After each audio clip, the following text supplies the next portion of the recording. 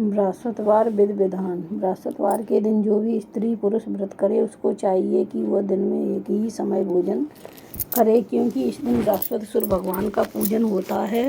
भोजन पीले चने की दाल आदि का करे, परंतु नमक नहीं खावे। पीले वस्त्र पहने, पीले ही फूलों का उपभोग करे, पीले चंदन से पूजन करे। पूजन के बाद प्रेम पूर्वक बृहस्पति देव की कथा सुननी चाहिए। इस व्रत को करने से मन की समस्त इच्छाएं पूरी होती हैं और बृहस्पति महाराज प्रसन्न होते हैं। धन, पुत्र, विद्या तथा मनवांछित फलों की प्राप्ति होती है। परिवार में सुख तथा शांति रहती है। इसलिए यह व्रत सर्वश्रेष्ठ अति फलदायक है। इस व्रत में केले का पूजन करना चाहिए। कथा और पूजन के समय मन, क्रम, वचन से शुद्ध होकर जो इच्छा हो सो बृहस्पति देव से मांगनी चाहिए। उन इच्छाओं को बृहस्पति देव अवश्य पूर्ण करते हैं, ऐसा मन में दृढ़ विश्वास रखना चाहिए। बृहस्पतिवार व्रत कथा। प्राचीन काल में भारतवर्ष में एक राजा राज्य करता था। वह बड़ा प्रतापी और दानी था। वह नित्य मंदिर में दर्शन करने जाता था, ब्राह्मण एवं गुरु की सेवा किया करता था। उसके दरवाजे से कोई भी निराश होकर नहीं लौटता था। वह प्रत्येक बृहस्पतिवार को व्रत एवं पूजन करता था। वह गरीबों की सहायता करता था, परंतु यह सब बातें उसकी रानी को अच्छी नहीं लगती थी। ना वह व्रत करती, ना किसी देवता को एक पैसा दान में देती तथा राजा को भी ऐसा करने को मना किया करती थी। एक समय राजा शिकार खेलने वन को गए हुए थे। घर पर रानी और रानी की दासी थी। उस समय गुरु बृहस्पति देव एक साधु का रूप धारण कर राजा के दरवाजे पर भिक्षा मांगने गए तथा भिक्षा मांगी तो रानी कहने लगी, हे साधु महाराज, दान और पुण्य से तंग आ गई हूँ। मुझसे तो घर का कार्य ही समाप्त नहीं होता। इस कार्य के लिए तो मेरे पतिदेव ही बहुत हैं। अब आप ऐसी कृपा करें कि यह सब धन नष्ट हो जाए तथा मैं आराम से रह सकूं। साधु बोले, हे देवी, तुम बड़ी विचित्र हो। संतान और धन से कोई दुखी नहीं होता, इसको सभी चाहते हैं।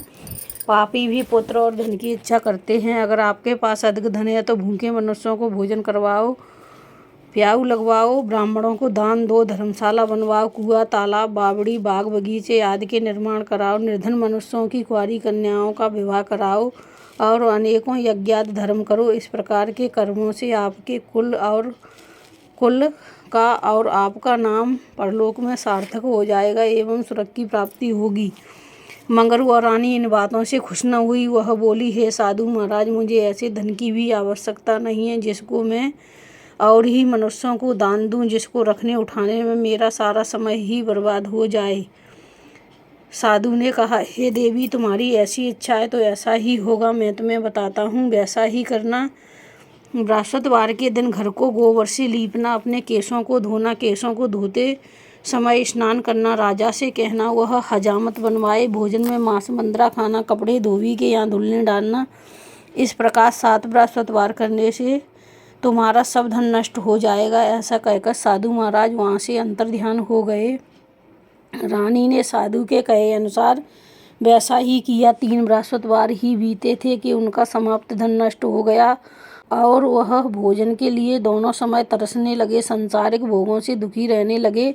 तब वह राजा रानी से कहने लगा कि रानी, तुम यहाँ पर रहो, मैं दूसरे देश को जाता हूँ, क्योंकि यहाँ पर मुझे सभी मनुष्य जानते हैं, इसलिए कोई कार्य भी नहीं कर सकता। देश चोरी परदेश भीख बराबर है। ऐसा कहकर राजा परदेश चला गया। वहाँ जंगल जाता और लकड़ी काट कर लाता तथा शहर में बेचता। इस तरह जीवन व्यतीत करने लगा। इधर राजा के घर रानी और दासी दुखी रहने लगी। किसी दिन भोजन मिल जाता और किसी दिन जल पीकर ही रह जाती।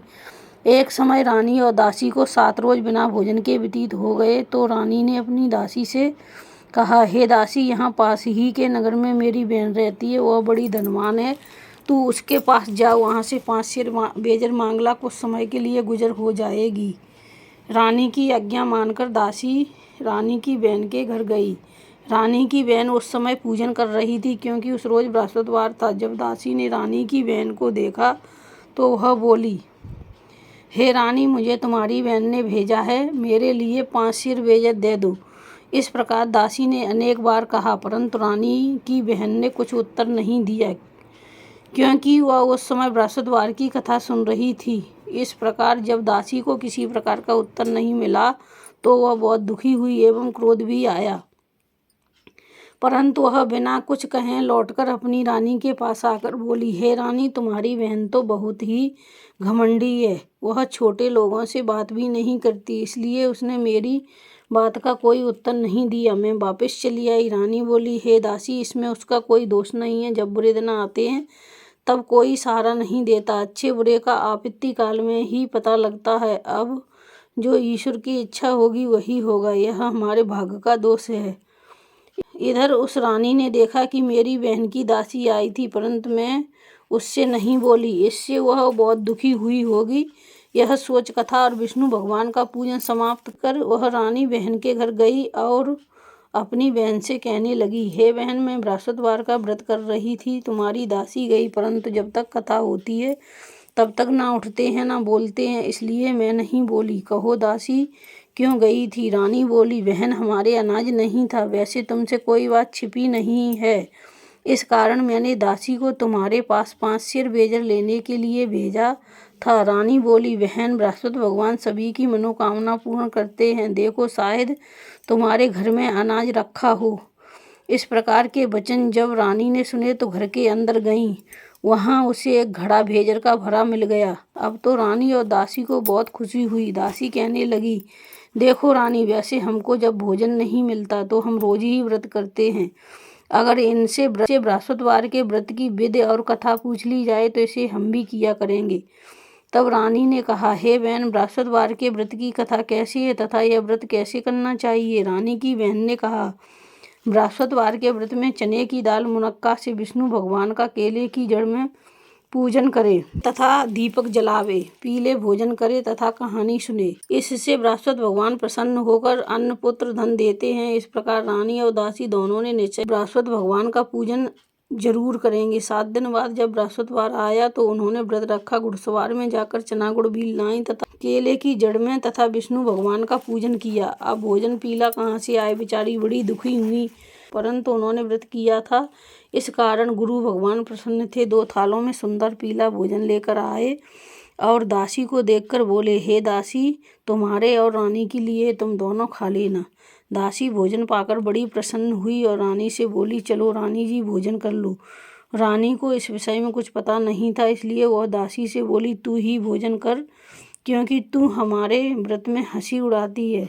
दासी ने कहा, एक महात्मा हम दोनों को 2 थालों में भोजन दे गया है, इसलिए हम और तुम दोनों साथ साथ भोजन करेंगे। इस प्रकार रानी और दासी दोनों ने गुरु भगवान को नमस्कार कर भोजन प्रारंभ किया तथा अब वह प्रत्येक बृहस्पतिवार को गुरु भगवान का व्रत और विष्णु भगवान का पूजन करने लगी। बृहस्पति भगवान की कृपा से रानी और दासी के पास धन हो गया। रानी फिर उसी प्रकार आलस करने लगी। पहले तुम इस प्रकार आलस करती थी, तुम्हें धन के रखने में कष्ट होता था, इस कारण सभी धन नष्ट हो गया। अब गुरु भगवान की कृपा से धन मिला है तो फिर तुम्हें आलस होता है। बड़ी मुसीबतों के बाद हमने यह धन पाया, इसलिए हमें दान पुण्य करना चाहिए तथा भूखे मनुष्यों को भोजन कराओ, प्याऊ लगवाओ, ब्राह्मणों को दान दो, कुंवारी कन्याओं का विवाह करवाओ, धन को शुभ कर्मों में खर्च करो, जिससे तुम्हारे कुल का यश बढ़े तथा सुरक्षी प्राप्त। रानी ने इसी प्रकार कार्यक्रम करने प्रारंभ किए तो उनका यश फैलने लगा। एक दिन रानी और दासी विचार करने लगी, न जाने राजा किस प्रकार से होंगे, उनकी कोई खबर नहीं। उन्होंने गुरु भगवान से प्रार्थना की। भगवान ने रात्रि में राजा को सपने में कहा, हे राजा, उठ, तेरी रानी तुझको याद करती है, अपने देश को चलो। राजा प्रातःकाल उठा और विचार करने लगा कि स्त्री जात खाने और पहनने की संगीनी होती है, परंतु भगवान की आज्ञा मानकर वह अपने नगर के लिए चलने को तैयार हुआ। इससे पूर्वक जब राजा परदेश चला गया तो परदेश में दुखी रहने लगा। प्रतिदिन जंगल से लकड़ी बीन कर लाता और उन्हें शहर में बेचकर अपने दुखी जीवन को बड़ी कठिनता से व्यतीत करता था। एक दिन राजा दुखी होकर अपनी पुरानी बातों को याद करके रोने लगा। तब उस जंगल में बृहस्पति देव एक साधु का रूप धारण कर आ गए और राजा के पास आकर बोले, हे लकड़हारे, तुम इस सुनसान जंगल में किस चिंता में बैठे हो, मुझको बतलाओ। यह सुन राजा के नेत्रों में जल भर आया और साधु को वंदना कर बोला, हे प्रभु, आप सब कुछ जानने वाले हो। इतना कहकर साधु को अपनी संपूर्ण कहानी बतला दी। साधु रूपी भगवान बोले, हे राजा, तुम्हारी स्त्री ने बृहस्पति देव का अपमान किया था, इस कारण तुम्हारी यह दशा हुई।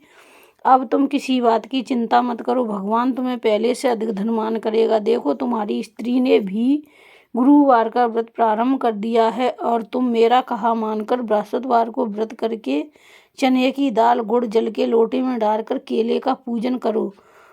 फिर कथा सुनो, भगवान तुम्हारी सभी मनोकामनाएं पूर्ण करेगा। साधु को प्रसन्न देखकर राजा बोला, हे प्रभु, मुझे लकड़ी बेचकर इतना पैसा नहीं मिलता जिससे भोजन करने के उपरांत कुछ बचा सकूं। मैंने रात्रि में अपनी रानी को व्याकुल देखा है, मेरे पास कुछ भी नहीं जिससे उसकी खबर मंगा सकूं।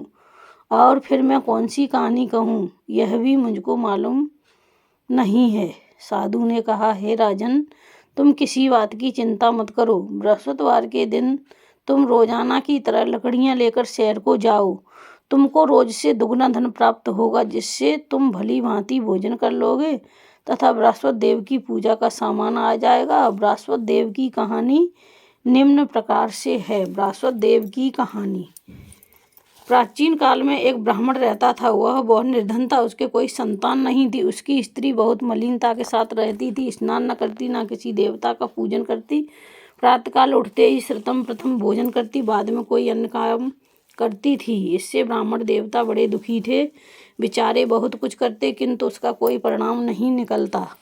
भगवान की कृपा से ब्राह्मण की स्त्री के एक कन्या रूपी रतन पैदा हुआ। वह कन्या अपने पिता के घर बड़ी होने लगी। वह बालिका प्रातः स्नान करके विष्णु भगवान का पूजन करती थी तथा बृहस्पतिवार को व्रत भी करती। अपने पूजन पाठ को समाप्त करके स्कूल जाती तो अपनी मुट्ठी में जौ भर के ले जाती, उनको पाठशाला के मार्ग में डालती जाती। तब ये जौ सोने के होते जाते, लौटते समय उनको बीन कर घर ले आती थी। एक दिन वह बालिका सूप में सोने के जौं को फटक कर साफ कर रही थी। उसके पिता ने देख लिया और कहा, बेटी, सोने के जौं को फटकने के लिए सोने का सूप होना चाहिए। दूसरे दिन गुरुवार था। इस कन्या ने व्रत रखा और बृहस्पति देव से प्रार्थना करके कहा, हे प्रभु, मैंने आपकी पूजा सच्चे मन से की हो तो मेरे लिए सोने का सूप दे दो। बृहस्पति देव ने उसकी प्रार्थना स्वीकार कर ली। रोजाना की तरह वह कन्या जौ फैलाती हुई जाने लगी। जब लौटकर जौ बीन रही थी तो बृहस्पति देव की कृपा से उसे सोने का सूप मिला।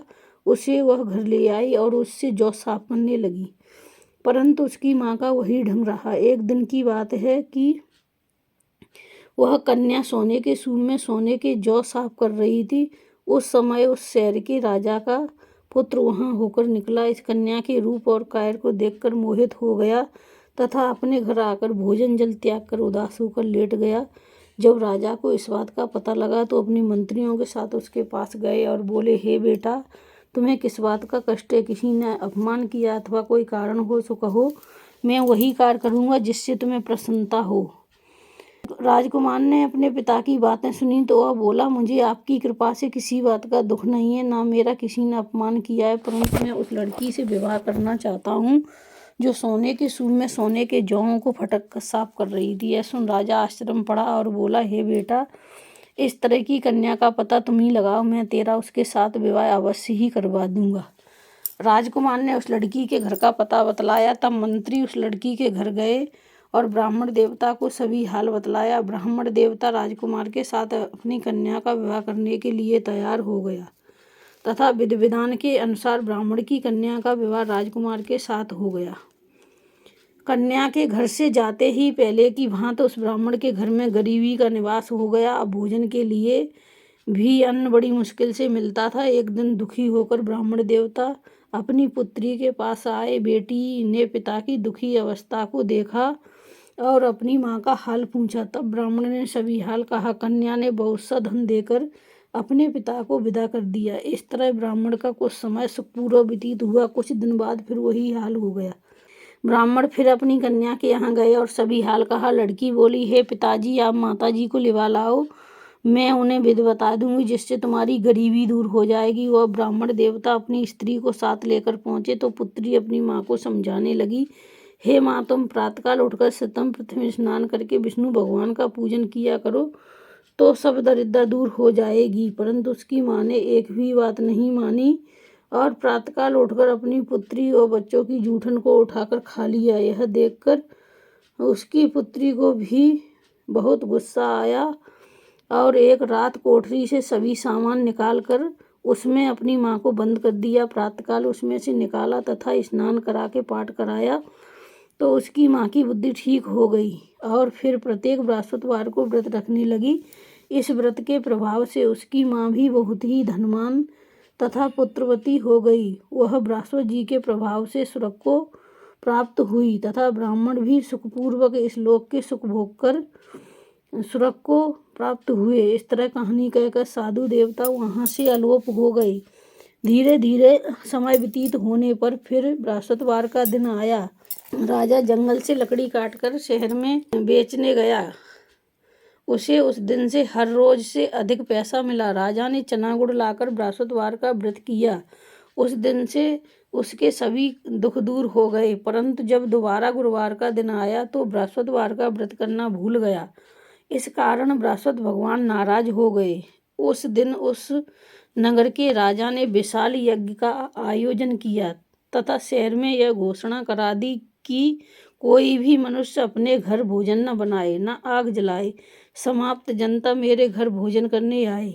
इस आज्ञा को जो न मानेगा उसके लिए फांसी की सजा दी जाएगी। इस तरह की घोषणा संपूर्ण नगर में करवा दी गई। राजा की आज्ञा अनुसार शहर के सभी लोग भोजन करने आए, लेकिन लकड़हारा कुछ देर से पहुंचा, इसलिए राजा उसको अपने साथ घर लेवा ले गए। जब वह उसे घर पर भोजन करा रहे थे तो रानी की दृष्टि उस कुटी पर पड़ी जिस पर उसका हार लटका हुआ था। वह वहाँ दिखाई नहीं दिया।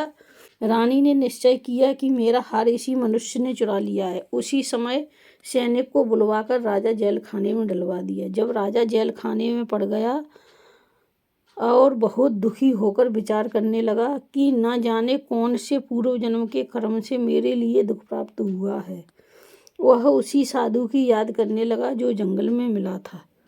उसी समय तत्काल बृहस्पति देव साधु के रूप में प्रकट हुए और उसकी दशा को देखकर कहने लगे, अरे मूर्ख, तूने बृहस्पति देवता की कथा नहीं कही, इसी कारण तेरे को दुख प्राप्त हुआ है। अब चिंता मत कर।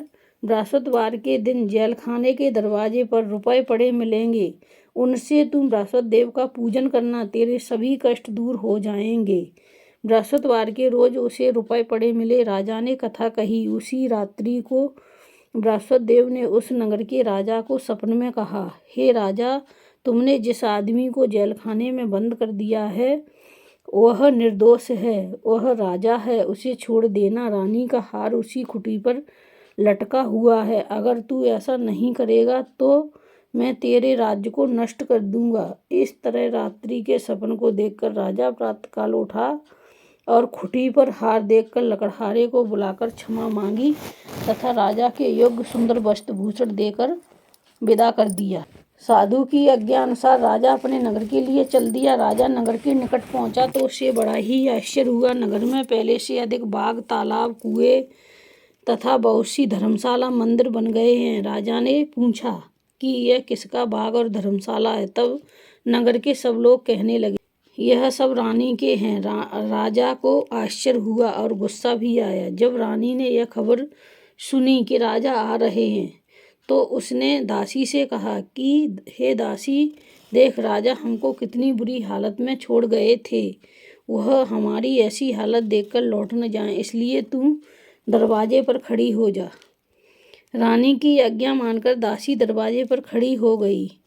राजा आए तो उन्हें अपने साथ लिवा लाई। तब राजा ने क्रोध करके अपनी तलवार निकाली और पूछने लगे, यह बताओ कि यह धन तुम्हें कैसे प्राप्त हुआ है। तब उन्होंने कहा कि हमें यह सब धन बृहस्पति देव के व्रत के प्रभाव से प्राप्त हुआ है। राजा ने निश्चय किया कि 7 रोज बाद सभी बृहस्पति देव का पूजन करते हैं, परंतु मैं रोजाना दिन में 3 बार कहानी कहा करूँगा, रोज व्रत किया करूँगा। अब हर समय राजा के दुपट्टे में चना की दाल बंधी रहती तथा वह दिन में 3 बार कहानी कहता। एक रोज राजा ने विचार किया, चलो अपनी बहन के यहाँ हो आए। इस तरह निश्चय कर राजा घोड़े पर सवार हो अपनी बहन के यहाँ निकला। आगे मार्ग में देखा कुछ आदमी मुर्दे को लिए जा रहे हैं। उन्हें रोककर राजा कहने लगा, अरे भाइयों, मेरी बृहस्पतिवार की कहानी सुन लो। वे बोले, हमारा आदमी मर गया है इसको अपनी कथा की पढ़िए। परंतु कुछ आदमी बोले, अच्छा कहो, हम तुम्हारी कथा भी सुनेंगे। राजा ने दाल निकाली और कथा कहने लगा। जब कथा आधी हुई तो मुर्दा हिलने लगा। जब कथा समाप्त हो गई तो राम राम कहकर खड़ा हो गया। आगे मार्ग में उसे एक किसान खेत में हल चलाता मिला। राजा ने उसे देखा और उससे बोला, अरे भैया, तुम मेरी बृहस्पतिवार की कथा सुन लो। किसान बोला, जब तक मैं तेरी कथा सुनूंगा तब तक 4 रैये जोत न लूंगा। जा अपनी कथा किसी और को सुनाना। इस तरह राजा आगे चलने लगा। राजा के हटते ही बैल पछाड़ खाकर गिर गए तथा किसान के पेट में बहुत जोर से दर्द होने लगा। उस समय उसकी माँ रोटी लेकर आई। उसने यह सब देखा तो अपने पुत्र से पूछा। बेटे ने सभी हाल कहा। बुढ़िया दौड़ी दौड़ी उस घुड़सवार के पास गई और उससे बोली, मैं तेरी कथा सुनूंगी, तू अपनी कथा मेरे खेत पर चलकर कहना। राजा ने बुढ़िया के खेत पर जाकर कथा कही, जिसके सुनते ही वह बैल खड़े हुए तथा किसान के पेट का दर्द बंद हो गया। राजा अपनी बहन के घर कुशलपूर्वक पहुंच गया। बहन ने भाई की खूब मेहमानी की। दूसरे रोज राजा प्रातःकाल जागा तो देखने लगा सब लोग भोजन कर रहे हैं। राजा ने अपनी बहन से कहा, हे बहन, ऐसा कोई मनुष्य है जिसने भोजन नहीं किया हो, वह मेरी बृहस्पतिवार की कथा सुन ले। बहन बोली, हे भैया, यह देश ऐसा ही है, ये पहले यहाँ भोजन करते हैं, बाद में अन्य काम करते हैं। अगर कोई पड़ोस में हो तो मैं देख आऊँगी। ऐसा कहकर वह देखने चली गई, परंतु उसे कोई व्यक्ति नहीं मिला जिसने भोजन ना किया हो। अंत वह एक कुम्हार के घर गई जिसका लड़का बीमार था। उसे मालूम हुआ इसके यहाँ 3 रोज से किसी ने भोजन नहीं किया है। रानी ने अपने भाई की कथा सुनने के लिए कुम्हार से कहा। वो कथा सुनने को तैयार हो गया। राजा ने उनके यहाँ जाकर बृहस्पतिवार की कथा कही, जिसको सुनकर उसका लड़का ठीक हो गया। अब तो राजा की प्रशंसा होने लगी। एक रोज राजा ने अपनी बहन से कहा, हे बहन, हम अपने घर को जाएंगे, तुम भी तैयार हो जाओ। राजा की बहन ने अपनी सास से पूछा। सास बोली, हाँ चली जा, परंतु अपने लड़कों को मत ले जा, क्योंकि तेरे भाई के कोई औलाद नहीं होती है। बहन ने भैया से कहा, हे भैया, मैं तो चलूंगी, मगर कोई बालक नहीं चलेगा। राजा बोला, जब कोई बालक नहीं चलेगा तो तुम ही क्या करोगी। बड़े दुखी मन से राजा अपने नगर के लिए लौट आया। राजा ने अपनी रानी से कहा, हम निर्वंशी राजा हैं, हमारा मुख देखने का धर्म नहीं है। और इसी उदासी के कारण उसने कुछ भोजन भी नहीं किया। रानी बोली, हे स्वामी, हे बृहस्पति देव, हमें औलाद अवश्य देंगे। उसी रात को बृहस्पति देव ने राजा को स्वप्न में कहा, हे राजा, उठ, सोच को त्याग दे, तेरी रानी गर्भ से है। 9वें महीने में उसके गर्भ से एक सुंदर पुत्र पैदा होगा। तब राजा बोला, हे रानी, स्त्री बिना भोजन के रह सकती है, बात कहे बिना नहीं रह सकती। जब मेरी बहन आए तो उससे कुछ मत कहना। जब राजा की बहन ने ये सुसमाचार सुना तो बहुत खुश हुई तथा अपने भाई के यहाँ बधाई लेकर आई। तभी रानी ने कहा, घोड़ा चढ़ तो नहीं आई, गधा चढ़ी आई। राजा की बहन बोली, भाभी, मैं इस प्रकार न कहती तो तुम्हें संतान कैसे मिलती। बृहस्पति देव ऐसे ही हैं, जैसी जिसके मन में कामनाएं हैं वैसी सभी को पूर्ण करते हैं। जो श्रद्धा भावना पूर्वक कथा पढ़ता है एवं सुनता है और दूसरों को सुनाता है, बृहस्पति देव उसकी सभी मनोकामनाएं पूर्ण करते हैं तथा उनकी सदैव रक्षा करते हैं। संसार में जो मनुष्य श्रद्धा भावना से गुरु भगवान का पूजन व्रत सच्चे हृदय से करते हैं तो उनकी सभी इच्छाएं पूर्ण होती हैं। जैसे सच्ची भावना से रानी और राजा ने उनकी कथा का गुणगान किया तो उनकी सभी इच्छाएं बृहस्पति देव जी ने पूर्ण की। इसलिए सबको कथा सुनने के बाद प्रसाद लेकर जाना चाहिए। हृदय से उनका नमन करते हुए जयकारा बोलना चाहिए। बोलो बृहस्पति देव की जय, बोल विष्णु भगवान की जय, बोल सच्चे दरबार की।